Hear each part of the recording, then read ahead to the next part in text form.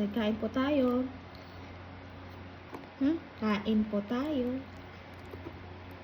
Kain po tayo. Wow, good job. Tok Tagalog na. Italian cake, right? Yummy. How much? 496 pesos for one slice. My mom bought it, so I never know the price. Mommy never tells me the price. You just don't want to eat it. It's my cake, but someone took it from me, so I end up banana. You have to eat all of them because it's 496 pesos. The half a cake. It's only, no, not even a half. It's only per slice, Baba, per slice. Imagine how many slices in one cake.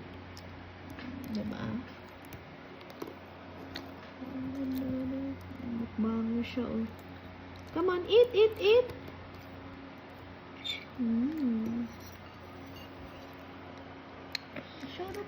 Oh my God, that's why he's bungal. Is it all?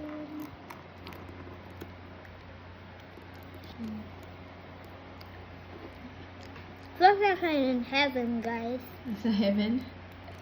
Tastes like heaven. Of course, should be because it's expensive cake.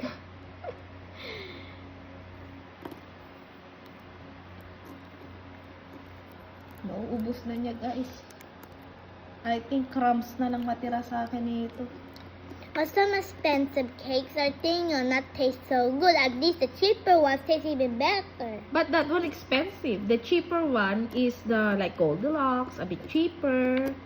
The one in the bakery, they got a cake there. They're cheaper. But you wanna eat yummy, tastes so good, you have to buy the expensive one. But not all of them are masarap. It start to fall from, oh my God, Italianis Bake Shop. Italianis restaurant. So good na. Say goodbye na. Goodbye, everybody. Subscribe my channel. Bye. Show your teeth. That's the result of chocolates, gummies, everything. Hi.